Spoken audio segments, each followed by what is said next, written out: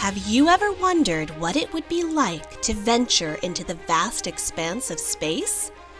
It's an exciting prospect that has captivated the minds of countless astronauts, mathematicians, engineers, and mission control leads.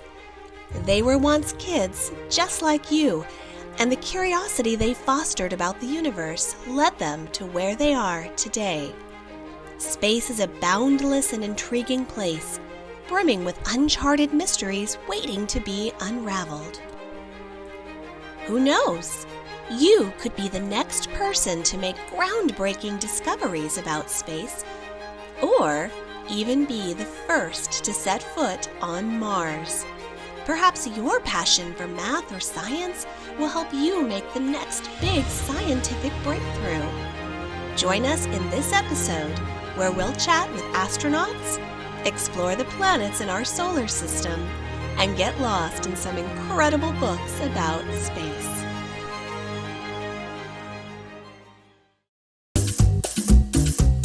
Ask an astronaut.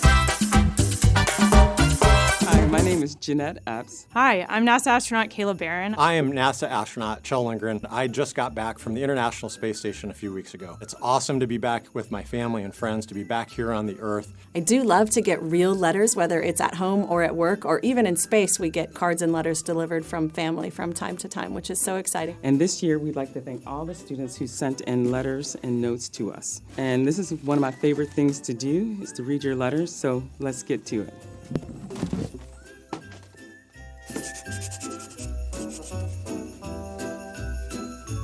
First time you went into space, how did it feel? Were you scared or happy? My first space launch was incredible. We were super well prepared. So I think for the most part, we were just executing the procedures, doing the job we had practiced doing. But as we counted down, the famous countdown from 10, 9, 8, up to that moment of launch, the rocket engines light underneath us, and there's kind of this magic moment where you hang in the air, you're just off the launch pad, and you can feel that you're starting to travel to space, but you haven't really started accelerating yet. And in that moment, I was just flooded with pure joy. I was just so excited that my journey was finally starting, and so excited to do it with my teammates, my crew, and our team around the world. And so, yeah, I was happy more than anything else. What do we have in here? Look at this. That's so good. I'm gonna put that on my refrigerator. Oh, look at this. This makes my day. How great is that? That's going up on the wall for sure. I love those colors. Love it. I had a bowl of cereal and milk for breakfast. I had chili for lunch, and every now and then you open these up and you learn what somebody's favorite food is. Is there cheese to eat in your spaceship? I love cheese. Oh my gosh, me too. Actually, it's really hard to send cheese to space because it goes bad pretty quickly, but you can send some hard cheeses to space, so I really hope that that's there in my spaceship. Sarah says, I think space is very cool, but I think space ice cream would be the best part. Sarah, you know all that there is to know because you're absolutely right. Space ice cream is very cool and cold. Do you like chicken nuggets? I love all chicken nuggets. I'm sure there's somebody out there that does not like chicken nuggets, but that is not me. So I think the bigger chicken nugget question is, how do you eat your chicken nuggets? With a fork and knife? Dip them in ketchup? Are you kind of a mayonnaise or a mustard person? Or is it just straight up, I've got 18 chicken nuggets in front of me and I'm getting after it all right now? So I don't care how you eat yours, but I'll tell you how I eat mine. I definitely like chicken nuggets. I like a little bit of ketchup, and I definitely use my fingers. It's a great question, and I hope you have a wonderful holiday season, Charlie. So what type of rocket ship did you go on? Well, this most recent mission, I flew in a Crew Dragon capsule on top of a Falcon 9 rocket. It was absolutely amazing. We launched from Kennedy Space Center, and we were in low Earth orbit in less than 9 minutes. Now, my first mission, about 7 years ago, I launched in a Soyuz capsule on a Soyuz rocket out of Baikonur Cosmodrome in Kazakhstan. I launched with our Russian partners, and that was my first flight. And so it was really cool to have that experience of flying into space on two different types of rockets. What's your favorite thing about your job? Well, Piper, one of my favorite things about my job is that I continue to learn new things just about every day. Flying in the T-38, doing robotics, just about everything that we do here. There's always something new going on, and I like to learn. This is cool. This is a launch pad. Look at that. Very detailed from Gabe. Gabe, that's awesome. I see we got the pad here. We got the gantry that we walk across into the capsule there with the astronauts inside. That is a great drawing, Gabe. Good job.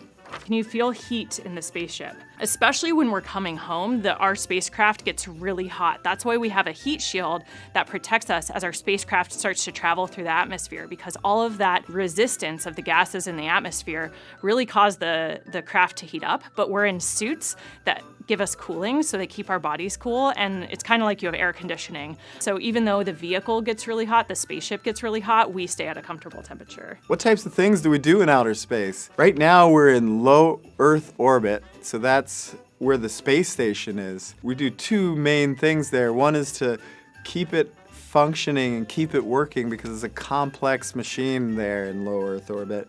The other thing we do is we do research there, and a lot of our time is trying to understand the human body, understand different things that we need to take the next step to the moon, to stay, and after that to Mars. And so to keep exploring, we have to keep learning. I love not knowing what is inside each of these letters. This one from Evan is really cool. The drawings are always my favorite. From Abigail in St. George, Utah. Used a really awesome cat-astronaut sticker here. Who doesn't love a cat on a flying saucer? Do astronauts believe in aliens? Well, that's a good question. I don't know. Some maybe do and some maybe don't. I think it would be amazing to discover aliens in our lifetime. From my perspective, aliens probably don't look like little green men, but they might be like tiny microorganisms that live or used to live on a planet like Mars. Unequivocally, 100%, I believe in aliens. There is no way that you can be on the space station going around the Earth and look out at night and see millions of stars and not think for certain there are aliens out there. And people ask me if I've ever seen an alien, and I say absolutely 100% I've seen aliens, because you're looking at them. Every night when you look out in the night sky, somewhere out there, there is some crazy civilization doing some crazy work that we haven't discovered yet. I know it is out there. Thank you all so much for the letters that you write to us. It means so much to receive them, and I love reading every single one. Thank you. These letters are the rocket fuel that we use. This is what keeps us going. So please don't stop sending them. Please keep sending them and help us push this mission forward because it's super important. Thank you. Thanks everybody for all your letters and your awesome questions. The curiosity is awesome, and I hope you stay engaged in thinking about how the world and the universe works. Thank you for your letters. Keep them coming. Have a great holiday. I am so thankful to be back here on Earth with my family and friends, and I wish you all of the best this holiday season as you spend time with your family, with your friends on our incredible planet, our home, the Earth.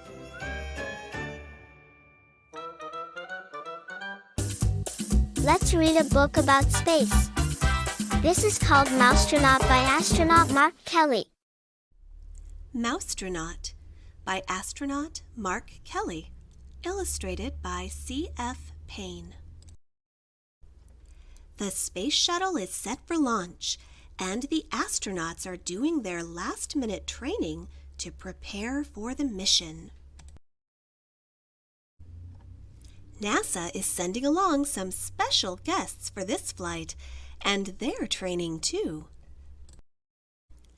One mouse is smaller than all the rest. His name is Meteor.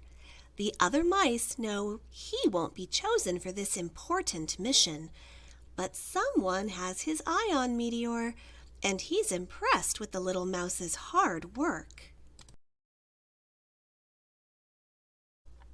The shuttle commander announces that 6 mice will be selected for the flight. He picks 5 of the biggest, strongest mice. But for the 6th spot, to everyone's surprise, he chooses Meteor? The shuttle commander announces that 6 mice will be selected for the flight. He picks 5 of the biggest, strongest mice. But for the 6th spot, to everyone's surprise, he chooses Meteor? T-minus 10, 9, 8, 7, 6, 5. All 3 engines up and burning. 2, 1, 0, and liftoff.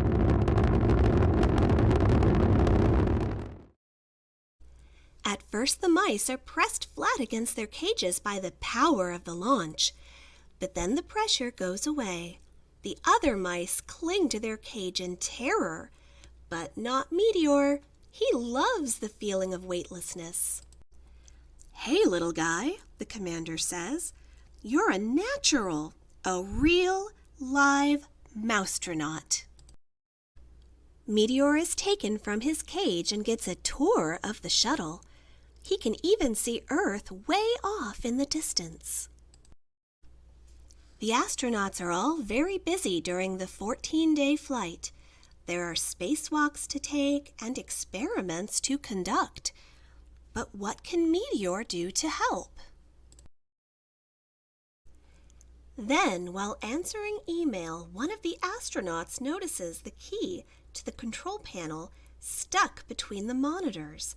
When he tries to get it out, it accidentally gets wedged farther down. "This isn't good," said the commander. "We need that key back." One astronaut tries to move the monitor, but it doesn't budge. Another slips her fingers into the crack, but the key is stuck down too deep. One even tries pushing it out with a long piece of metal, but with no luck. No one can reach it. The astronauts are getting worried, but as they discuss the problem, a tiny figure has an idea. "Being the smallest isn't a bad thing," Meteor says to himself. "Maybe I can be useful on this flight." Meteor squeezes his way into the crack. The space is dark and cramped, but Meteor spots the key and tugs at it with all his might. "Hey, look at what our tiny friend has done," the commander says. "He's saved the mission." When the shuttle returns to Earth, Meteor is declared a hero. He's even given a brand new uniform and an official title, Mousetronaut. All the astronauts cheer and applaud, but Meteor is already thinking about his next big mission.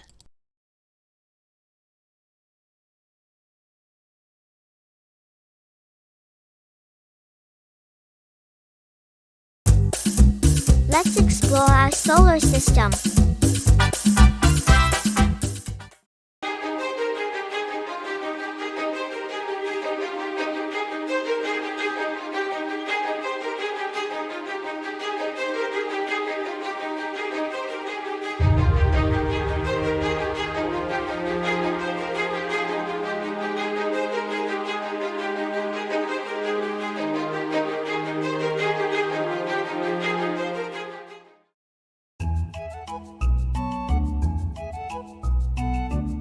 It's me, Pluto. Today I'm going to show you all the planets. Hello. Pluto, are you a planet? No, but I still love visiting my planet friends. Let's go together. Meet Mercury, the smallest planet. To the Sun, it's also the closest. Mercury is named after the Roman messenger to the gods. Mercury takes 88 Earth days to have a year. But its entire day takes Earth 176 days to clear. I have a question. Shouldn't years take longer than days? Well, that's not always the case. Planets move in two ways.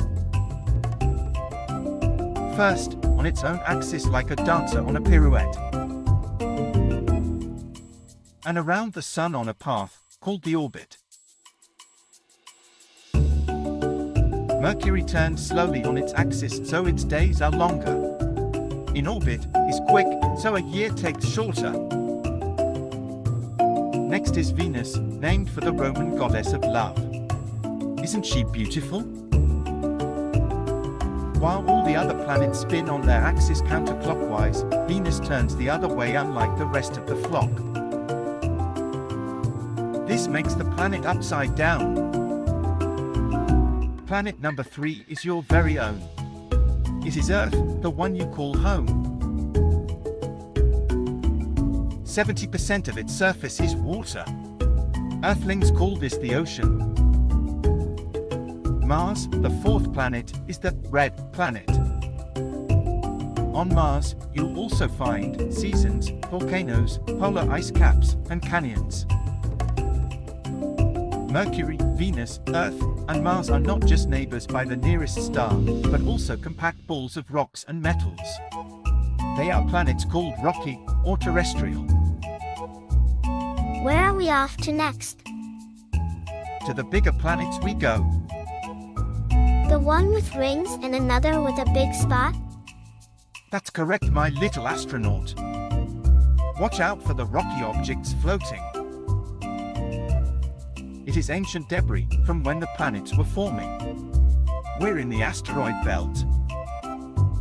Meet Jupiter. Hydrogen and helium make up its atmosphere. A day is just 10 hours here, but Jupiter's year is 11.8 in Earth years. Jupiter is famous for its spot, which is actually an enormous, oval-shaped storm. My neighbor and I to the naked eye are both visible from Earth's sky. This is my pal Saturn. Saturn's rings are made of countless, small particles that orbit around the planet.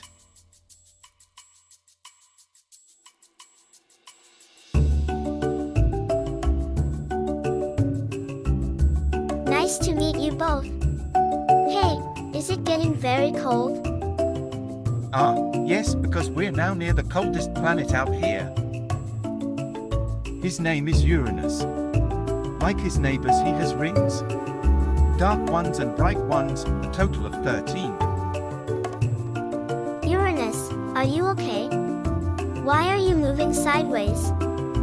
He moves almost 90 degrees on his side. This is how he rotates. Don't worry, he's all right. We've come so far. Are we approaching another star? I'm afraid not. But hey, here is our final planet. Here is Neptune. Neptune has 14 moons. It's a bit rocky and mostly blue and icy. Its 6 rings are very hard to see. Neptune's the farthest planet from the Sun. He is away from the Sun by 30 astronomical units, or 2.8 billion miles, or 4.5 billion kilometers. That's the end of our journey through the solar system. I hope you enjoyed meeting the planets.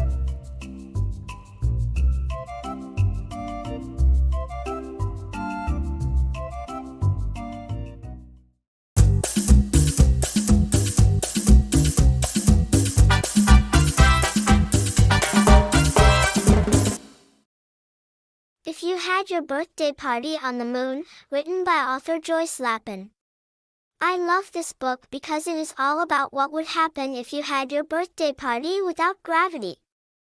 You would have to take a rocket ship to your party instead of a car, and if you had a piñata, the candy would go everywhere.